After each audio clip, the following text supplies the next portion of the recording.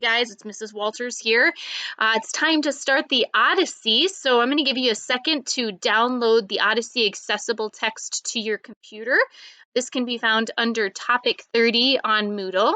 If you happen to have a literature textbook with you, one of the orange ones, it's going to be on page 895. And I'm just so excited to share the Odyssey with you. It is a story that has withstood the test of time, obviously, if you remember from our introduction. It was written about 800 BC, and you guys are going to start to recognize elements of this story in movies and other novels, poetry even, that you've been exposed to previously. So I'm really excited to see those connections go off for you in your minds and memories. And oh my gosh, I remember when that happened in the Pirates of the Caribbean or SpongeBob SquarePants or other films or novels that you've been exposed to. Okay, so you should be on page 12 of our accessible text PDF or page 895 of the Orange Literature textbook.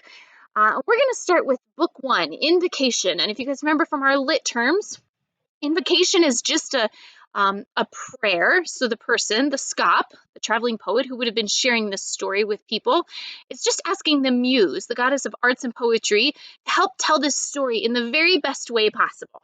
All right, this is the part where you guys have to pretend that I am like Morgan Freeman. Remember, he's the guy that I said I always pictured narrating the Odyssey or telling the story of Odysseus from his point of view.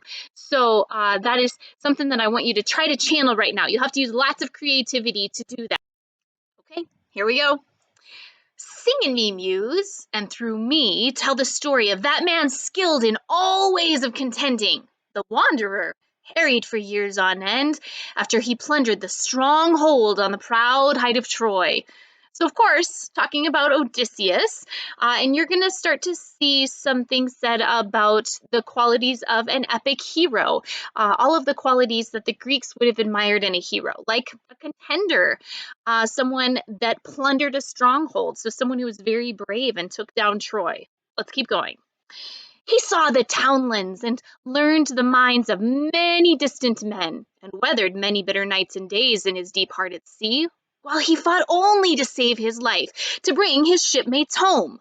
But not by will nor valor could he save them, for their own recklessness destroyed them all, children and fools. They killed and feasted on the cattle of Lord Helios the sun, and he who moves all day through heaven took from their eyes the dawn of their return. Of these adventures, Muse, daughter of Zeus, tell us in our time. Lift the great song again. Okay, so a little foreshadowing for you guys there. It talks about how he just wants to get his guys home. But what happens to them? Yeah, they all get killed. Their own recklessness destroyed them all. It even tells us why. It's because they killed and feasted on the cattle of Lord Helios the sun. So we know why that happens. We just got to figure out what happens up to that point. Okay, so at the very bottom of this, it just gives us some commentary. It says, in these opening lines of the Odyssey, the poet invokes or calls upon the muse, the goddess of poetry, which you guys already know, to give him inspiration in telling the story of Odysseus. So during 7 of Odysseus's 10 years on the Mediterranean Sea, he is held captive by the goddess Calypso. With Athena's help, Odysseus finally persuades Calypso to let him go, and she helps him build a raft to leave her island. After Odysseus sails away, his raft is destroyed by storms. Alone and exhausted, Odysseus is washed up on the land of the Phaeacians, where Alcinous is king. Alcinous gives a banquet in honor of Odysseus and asks him to reveal who he is and where he came from. Odysseus relates to the king the adventures up to that time, and his account makes up books 9 through 12 of the Odyssey, which is what we're going to head to next. You guys can go ahead and turn the page to page 896. This is going to be New Coasts and Poseidon's Son, or page 13 on your accessible text. All right, so This is Odysseus. He is at King Alcinous's banquet, and he is going to tell his story about what has happened up to this point. Remember, he has been gone from home for about 17 years at this point. It took 10 years to fight in Troy, and then our little commentary just said that for 7 years he's been sailing, trying to get back home. So he's going to start out by saying, gosh, where do I even start to tell this story? And what do I hold off to tell at the end? Here we are. What shall I say first? What shall I keep until the end? The gods have tried me in 1,000 ways. But first, my name, let that be known to you. And if I pull away from pitiless death, friendship will bind us, though my land lies far. I am Laertes' son, Odysseus. Okay, guys, stop right there. Laertes' son, Odysseus. I am Laertes' son. That just is an epithet to describe Odysseus. You're going to see some other epithets. Remember, that's a short descriptive phrase throughout our text. Let's keep going. Men hold me formidable for guile in peace and war. This fame has gone abroad to the sky's rim. My home is on the peaked sea mark of Ithaca under Mount Neon's wind-blown robe of leaves, in sight of other islands, Dulichium, same wooded Zacynthus, Ithaca being most lofty in that coastal sea and northwest, while the rest lie east and south. A rocky isle, but good for a boy's training. I shall not see on earth a place more dear, though I have been detained long by Calypso. So he's just talking about home and how it really prepared him to fight in Troy and then to be away from home for so long, fighting to get back to his wife and son. Also talks about how he was stuck with Calypso for 7 years. And on the next page, he's going to talk about how Calypso is the loveliest of goddesses. And he's also going to reference another goddess named Circe and how these two goddesses delayed him on their own islands. And we'll see Circe's story a little bit more in book 10 when we get there. But I want you to know, off to the side there, it says, notice, however, that Odysseus seems nostalgic for his own family and homeland. So again, he's been away from home for, 18 years. And of course, 10 of them have been spent in the war at Troy. So seven with Calypso, another year just sailing randomly. Let's keep going.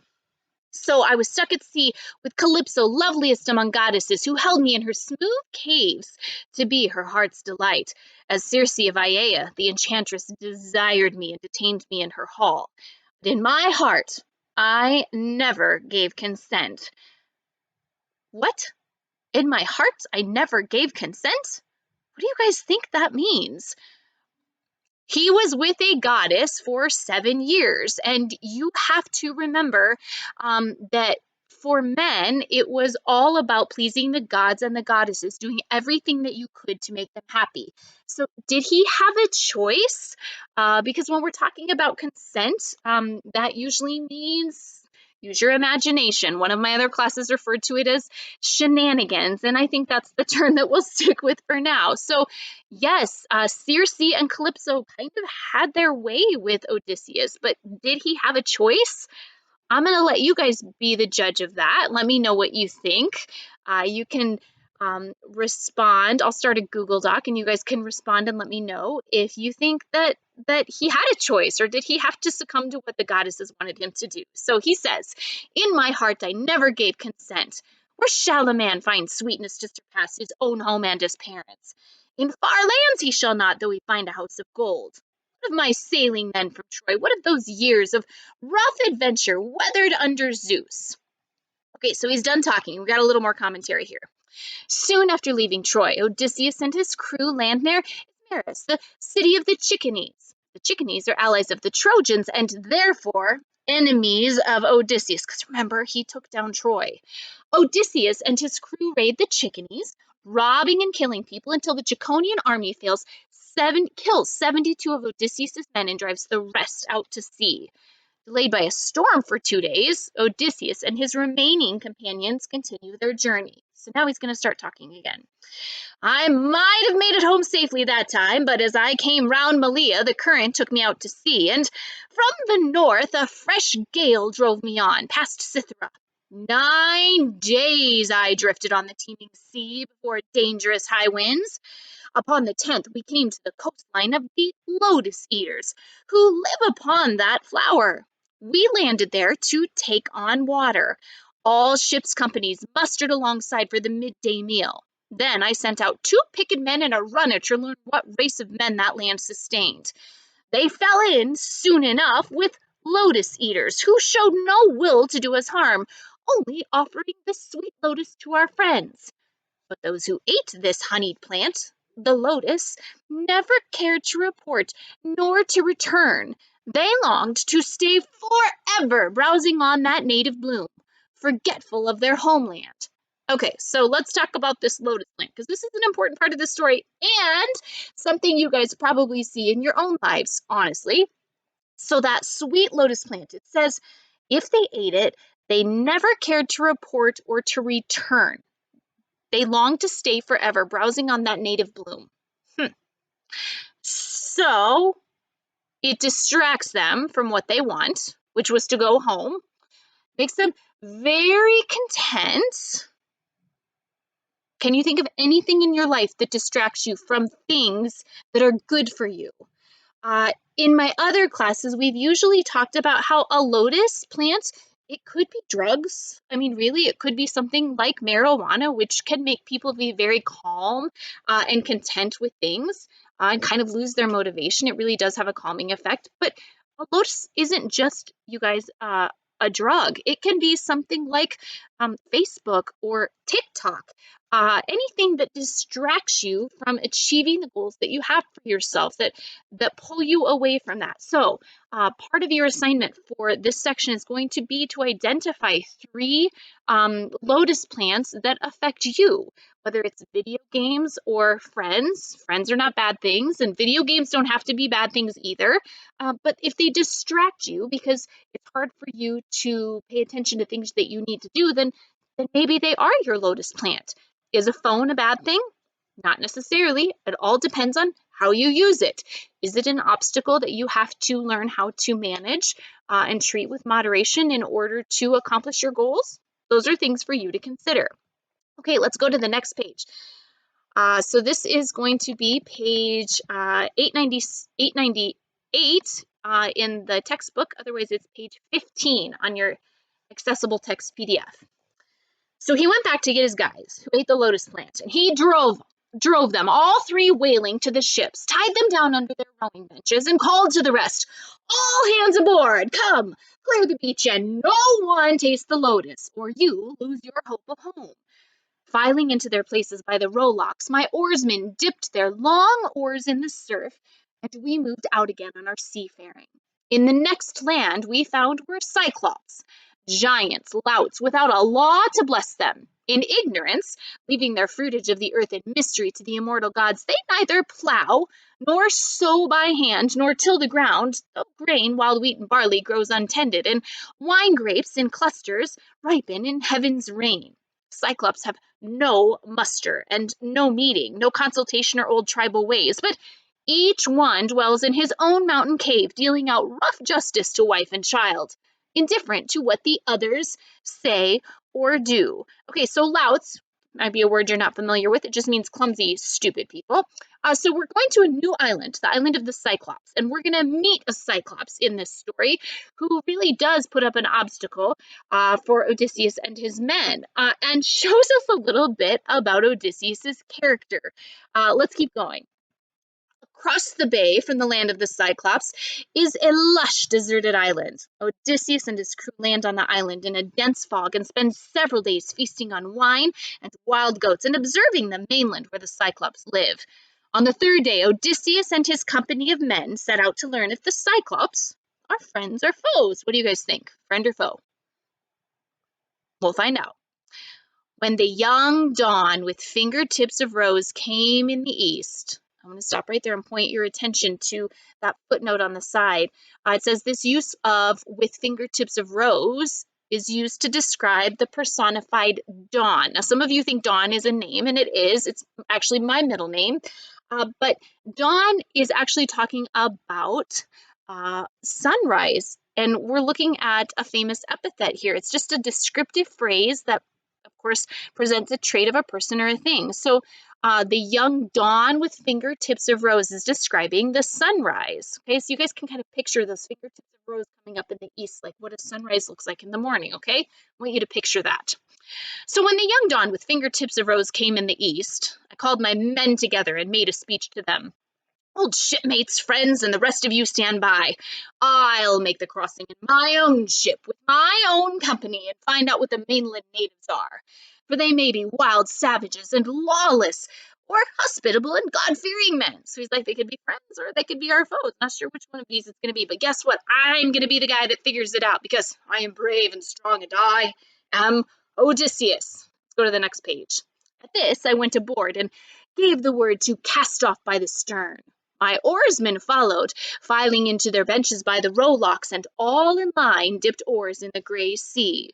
As we rowed on, and near to the mainland, at one end of the bay, we saw a cavern yawning above the water, screened with laurel, and many rams and goats about the place inside a sheepfold, made from slabs of stone or fast between tall trunks of pine and rugged towering oak trees. A prodigious man slept in this cave alone and took his flocks to graze afield, remote from all companions, knowing none but savage ways. A brute so huge he seemed no man at all of those who eat good wheaten bread, but he seemed rather a shaggy mountain reared in solitude. Okay, so he talks about this being that is enormous. It is so big that this guy looks like a mountain standing alone. Okay, a shaggy mountain reared in solitude. We beached there, and I told the crew to stand by and keep watch over the ship. As for myself, I took my 12 best fighters and went ahead. I had a goat skin full of that sweet liquor that Euanthes' son Marin had given me. He kept Apollo's holy grove at Ismarus. For kindness we showed him there, and showed his wife and child. He gave me 7 shining golden talents, perfectly formed, a solid silver wine bowl, and then this liquor, 12 two-handled jars of brandy, pure and fiery. Not a slave in Marin's household knew this drink. Only he, his wife, and the storeroom mistress knew. And they would put 1 cupful, ruby-colored, honey smooth, in 20 more of water. But still the sweet scent hovered like a fume over the wine bowl. No man turned away when cups of this came around. Okay, so this is a very, very strong, very rare wine, and you guys know from our previous stories that we read in our short story unit that wine is always going to play a role in trying to do something deceptive to someone, right? But this wine is very strong, so they would have to dilute it quite a bit to be able to drink it, okay? A wineskin full I brought along and victuals in a bag. So he's bringing food and wine with him because I want you to consider some hospitality customs that the Greeks would have cared deeply for, but also they're important to us as well. So if your parents or you get invited to someone's house for dinner, typically they will offer to bring a dish. What can I bring to help out with the meal, they may say. So it's very common that they would bring a dish. Sometimes they would even bring a hostess gift. So they may show up with like a lovely serving platter that the hostess of the dinner gets to keep, or a plant, or a bottle of wine, which is exactly what Odysseus is doing here. So let's start that part again. He says, a wineskin full I brought along, and victuals in a bag. For in my bones I knew some towering brute would be upon us soon. Outward power, a wild man, ignorant of civility. So he certainly wouldn't be a polite guy. We climbed then briskly to the cave, but Cyclops had gone afield to pasture his fat sheep, so we looked round at everything inside. Hey guys, make note of this. They went inside this guy's house uninvited. He doesn't even know that they're there, right? It's called breaking and entering. Let's keep going. A drying rack that sagged with cheeses, pens, crowded with lambs and kids, each in its class, firstlings apart from middlings, and the dewdrops or newborn lambkins penned apart from both. And vessels full of whey were brimming there, bowls of earthenware and pails for milking. Okay, so he separates his lamb into 3 groups. He is a good shepherd. He takes care of the things that are under his care, that he has been charged to be responsible for. So he takes great pride in them, and he probably knows them quite well. My men came pressing round me, pleading, why not take these cheeses, get them stowed, come back, throw open all the pens and make a run for it. We'll drive the kids and lambs aboard.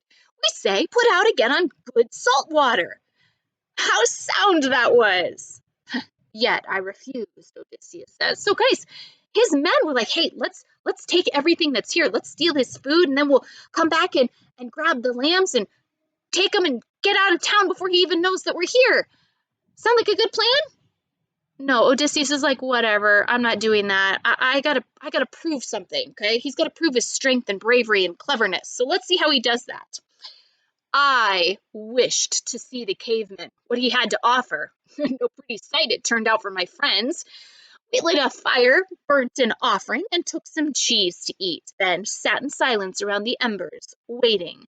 When he came, he had a load of dry boughs on his shoulder to stoke his fire at supper time. He dumped it with a great crash into that hollow cave, and we all scattered fast to the far wall. Then, over the broad cavern floor, he ushered the ewes he meant to milk. He left his rams and he-goats in the yard outside and swung high overhead a slab of solid rock to close the cave. 24 four-wheeled wagons with heaving wagon teams could not have stirred that tonnage of that rock from where he wedged it over the door sill. I want you to pay attention to that. He just picks up this giant rock and goes bloop and closes the cave shut with that rock, just with a little bloop. Yet it says 24 four-wheeled wagons with heaving wagon teams, you guys. Couldn't have moved that thing. So what's that tell us? Well, golly, these guys are trapped and there's no way out except for the Cyclops. He's the only one that can move that rock. There's no way they'll get out otherwise. Okay, let's keep going. Next, he took his seat and milked his bleeding ewes. A practiced job he made of it, giving each ewe her suckling. Thickened his milk then into curds and whey, sieved out the curds to drip into withy baskets, and poured the whey to stand in bowls, cooling until he drank it for his supper. When all these chores were done, he poked the fire, heaping on brushwood, and in the glare he saw us. "Strangers," he said, "who are you and where from? What brings you here by seaways? Fair traffic?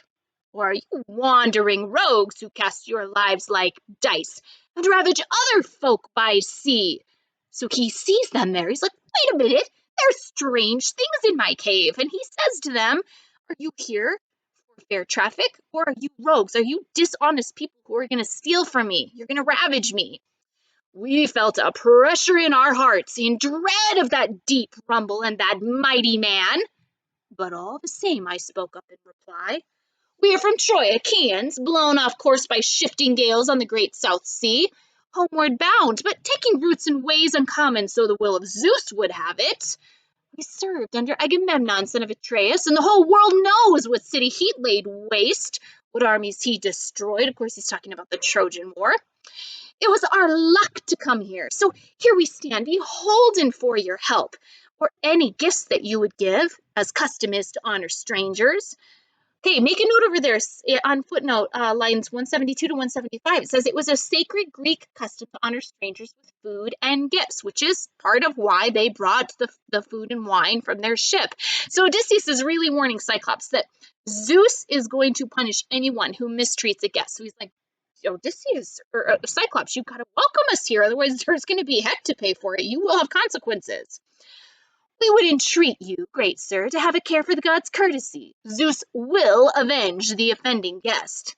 He answered this from his brute chest, unmoved. You are a ninny, or else you come from the other end of nowhere, telling me to mind the gods. We Cyclops care not a whistle for your thundering Zeus, or all the gods in bliss. We have more force by far. So what is his attitude toward the gods? Not worried, very unconcerned. He could care less about what Zeus thinks. I would not let you go for fear of Zeus, you or your friends, unless I had a whim to. Tell me, where was it now you left your ship? Around the point or down the shore, I wonder? He thought he'd find out, but I saw through this and answered with a ready lie. My ship? Poseidon, Lord, who sets the earth a tremble, broke it up on the rocks at your land's end. A wind from seaward served him and drove us there. We are survivors, these good men and I. Did he tell the truth? No. He lied. He's trying to be clever and convince the Cyclops that there is no ship for them to get out of here with, right? So they've been trapped and stranded now. They can't get out of there. Also, Poseidon is going to play a part in this, so pay attention to him. Neither reply nor pity came from him, but in one stride he clutched at my companions and caught two in his hands like squirming puppies to beat their brains out, spattering the floor. Then he dismembered them and made his meal, gaping and crunching like a mountain lion, everything, innards, flesh, and marrow bones. We cried aloud, lifting our hands to Zeus, powerless, looking on at this appalled. But Cyclops went on, filling up his belly with man fashion great gulps of whey, then lay down like a mast among his sheep. My heart beat high now at the chance of action, and drawing the sharp sword from my hip, I went along his flank to stab him where the midriff holds the liver. I had touched the spot when sudden fear stayed me. If I killed him, we perished there as well, for we could never move his ponderous doorway slab aside. Remember the stone that he just moved in front of the doorway? They're stuck. He can't kill him. So we were left to groan and wait for morning. When the young dawn with fingertips of rose lit up the world, the Cyclops built a fire and milked his handsome ewes, all in due order, putting the sucklings to the mothers.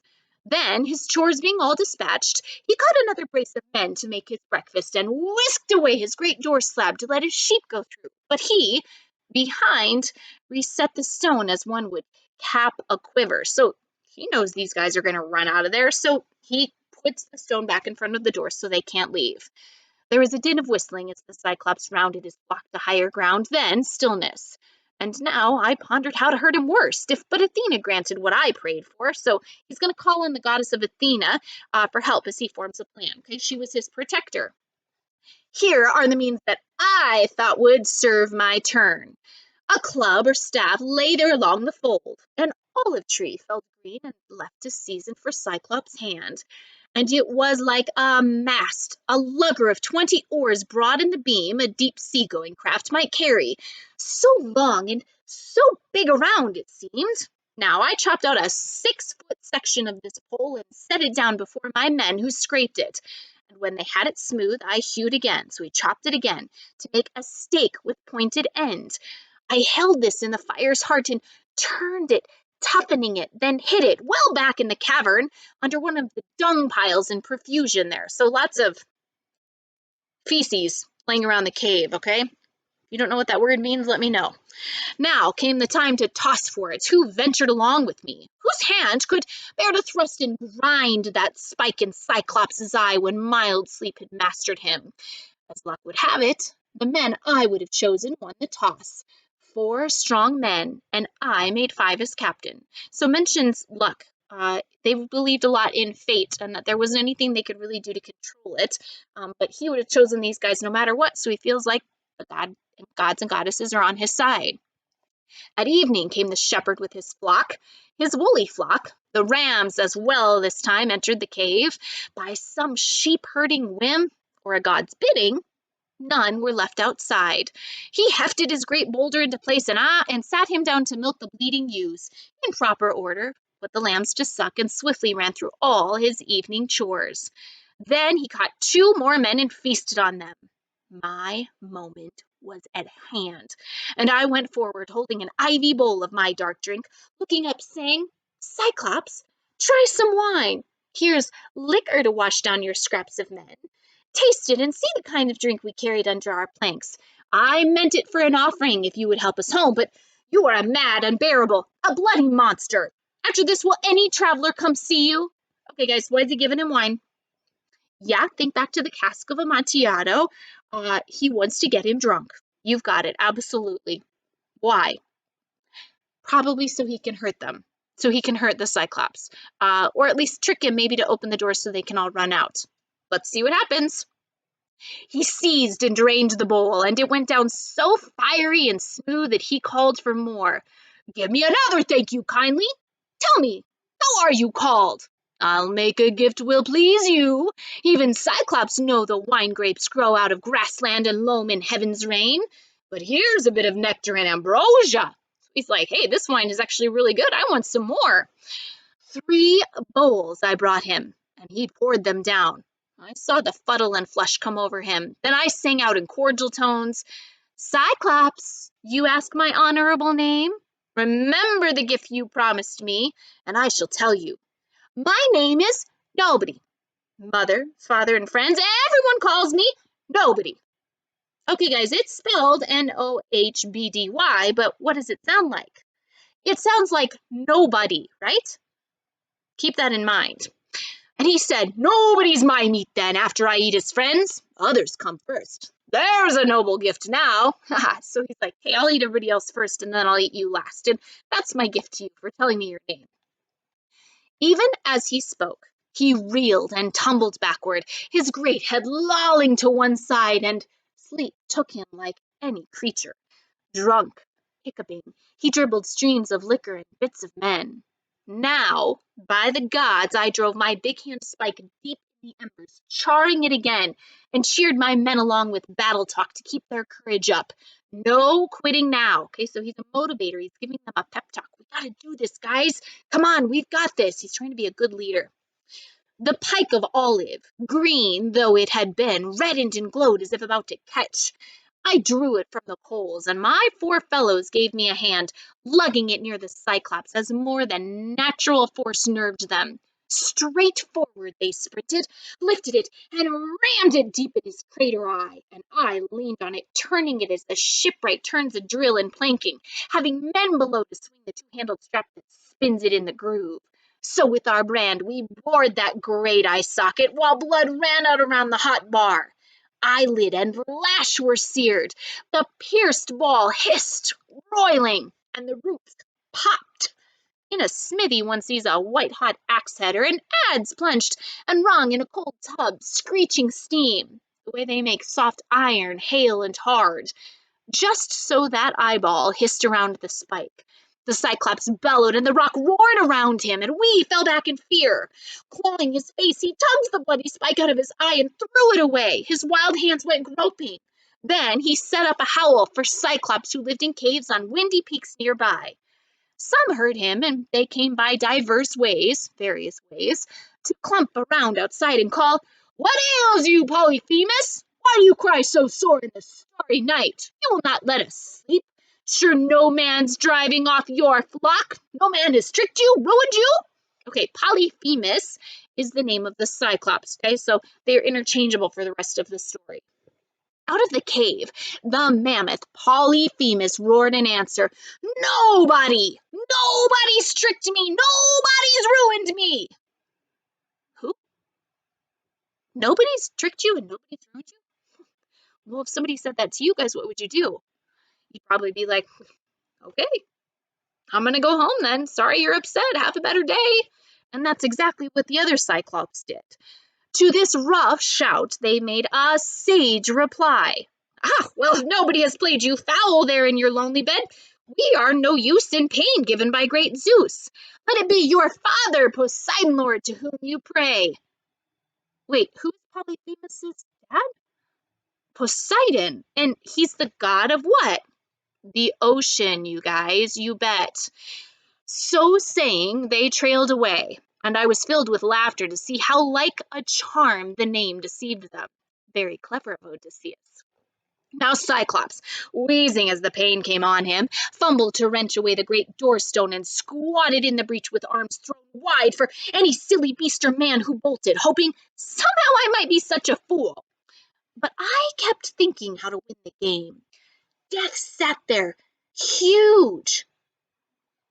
How could we slip away? I drew on all my wits and ran through tactics, reasoning as a man will for dear life, until a trick came, and it pleased me well. The Cyclops rams were handsome, fat, with heavy fleeces, a dark violet. 3 abreast I tied them silently together, twining cords of willow from the ogre's bed, then slung a man under each middle one to ride there safely, shielded left and right, so 3 sheep could convey each man. So he made a raft out of 3 sheep, basically, you guys, and tied his guides to the bottom of the middle sheep. So the next morning, when Polyphemus came to let his sheep go out to graze, those guys could escape and he would have no idea that they were there because what happened to his eye? They bored it out with that hot piece of wood. Okay, so let's see what Odysseus is going to do to get himself out.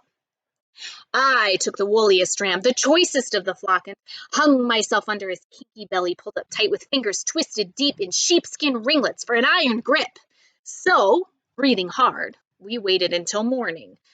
When dawn spread out her fingertips of rose, the rams began to stir, moving for pasture, and peals of bleating echoed around the pens, where dams with udders full called for a milking. Blinded and sick with pain from his head wound, the master stroked each ram, then let it pass. But my men, riding on the pectoral fleece, the giant's blind hands blundering, never found. Last of them all, my ram, the leader, came, weighted by wool, and me with my meditations. The Cyclops patted him, and then he said, "Sweet cousin Ram, why lag behind the rest in the night cave?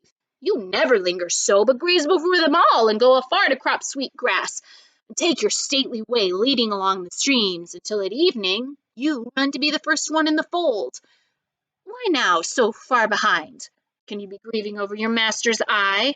That carrion rogue with his accursed companions burnt it out when he had conquered all my wits with wine. No, but he will not get out alive, I swear. Oh, had you brain and voice to tell where he may be now, dodging all my fury? Bashed by this hand and bashed on this rock wall, his brains would strew the floor, and I should have rest from the outrage that nobody worked upon me. He sent us into the open then. Close by, I dropped and rolled clear of the ram's belly, going this way and that to untie the men. With many glances back, we rounded up his fat, stiff-legged sheep to take aboard and drove them down to where the good ship lay. We saw as we came near our fellows' faces shining. Then we saw them turn to grief, tallying those who had not fled from death. I hushed them, jerking head and eyebrows up, and in a low voice told them, "Load this herd, move fast, and put the ship's head toward the breakers." Okay, so he's like, turn the ship around so it's heading out to sea so we can get going out in a second. They all pitched in at loading, then embarked and struck their oars into the sea. Far out, as far offshore as shouted words would carry, I sent back to the adversary, "Oh, Cyclops! Would you feast on my companions? Puny am I in a caveman's hands. How do you like the beating that we gave you, you damned cannibal? Eater of guests under your roof? Zeus and the gods have paid you." So he assumes that the gods are on his side right now, Odysseus does. The blind thing, in his doubled fury, broke a hilltop, in his hands, and heaved it after us. Ahead of our black prow it struck and sank, whelmed in a spuming geyser, a giant wave that washed the ship's stern foremost back to shore. I got the longest boat hook out and stood fending us off with furious nods to all to put their backs into a racing stroke, to row, or perish. So the long oars bent, kicking the foam sternward, making head until we drew away, and twice as far. Now, when I cupped my hands, I heard the crew in low voices protesting, "God's sake, Captain, why bait the beast again? Let him alone." So his guys are like, "Come on, leave the guy alone. We just want to get out of here alive. That tidal wave he made on the first throw all but beached us, all but stove us in. Give him our bearing with your trumpeting, and he'll get the range and lob a boulder. You'll smash our timbers and our heads together." I would not heed them in my glorying spirit, but let my anger flare, and yelled, "Cyclops, if ever mortal man inquire how you were put to shame and blinded, tell him Odysseus, raider of cities, took your eye, Laertes' son, whose home's on Ithaca." Time out. He just told him what his name was. He's Odysseus, raider of cities. That's an epithet. He told him who his dad is, Laertes. Oh, and where he lives, on Ithaca.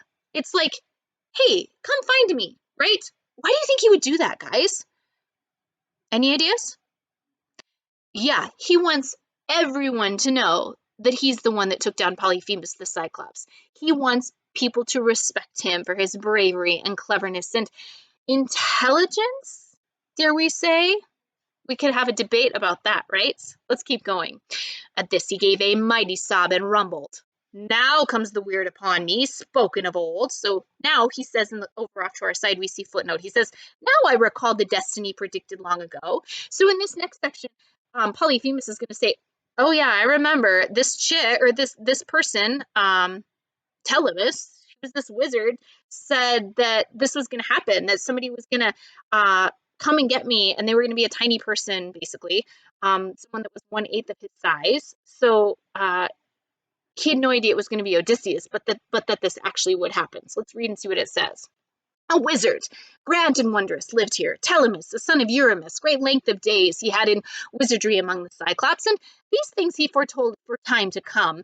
My great eye lost, and at Odysseus's hands. But always I had in mind some giant, armed here in giant force, would come against me here. But this, but you, small, pitiful, and twiggy, you put me down with wine. You blinded me. Come back, Odysseus, and I'll treat you well, praying the god of earthquake to befriend you. God of earthquake, of course, is Poseidon, also the god of oceans, and he happens to be Polyphemus's father. His son I am, for he by his avowal fathered me, and if he will, he may heal me of this black wound, he and no other of all the happy gods or mortal men. Few words, I shouted in reply to him. If I could take away your life, I would, and take your time away and hurl you down to hell. The god of earthquake could not heal you there. At this, he outstretched his hands in its darkness toward the sky of stars and prayed Poseidon. This is important, you guys. There's important details in Polyphemus's curse on Odysseus. And as we read on through the rest of the Odyssey, we're going to find out whether or not that comes true. So Polyphemus prays to Poseidon. Oh, hear me, lord, blue girdler of the islands, if I am thine indeed, and thou art father, grant that Odysseus, raider of cities, never see his home. Laertes' son, I mean, who kept his hall on Ithaca, should destiny intend that he shall see his roof again among his family in his fatherland, far be that day, and dark the years between. Let him lose all companions and return under strange sail to bitter days at home. Okay, so he asks for a couple of things there. He says, first of all, let him never see his home again. But if he does, let him get home alone. Let it take him forever to get there, and let all the guys that are with him get killed and make it be bitter. That journey needs to be bitter on the way home. In these words he prayed, and the god heard him. Now he laid hands upon a bigger stone and wheeled around, titanic for the cast, to let it fly in the black-prowed vessel's track. But it fell short just aft the steering oar, and whelming seas rose giant above the stone to bear us onward toward the island. There, as we ran in, we saw the squadron waiting, the trim ships drawn up side by side, and all our troubled friends who waited, looking seaward. We beached her, grinding keel in the soft sand, and waded in ourselves on the sandy beach. Then we unloaded all the Cyclops flock to make division, share and share alike. Only my fighters voted that my ram, the prize of all, should go to me. I slew him by the seaside, and burnt his long thigh bones to Zeus, beyond the storm cloud, Cronus' son, who rules the world. But Zeus disdained my offering. Destruction for my ships he had in store, and death for those who sailed them, my companions. Now, all day long until the sun went down, we made our feast on mutton and sweet wine, till after sunset in the gathering dark we went to sleep above the wash of ripples. When the young dawn with fingertips of rose touched the world, I roused the men, gave orders to man the ships, cast off the mooring lines, and filing in to sit beside the rowlocks, oarsmen in line, dipped oars in the gray sea. So we moved out, sad in the vast offing, having our precious lives, but not our friends. All right, with that, we're wrapping up the Invocation, New Posts, and Poseidon's Son. I want you to head on over to Moodle. There's a comprehension quiz that you need to take. See you next time.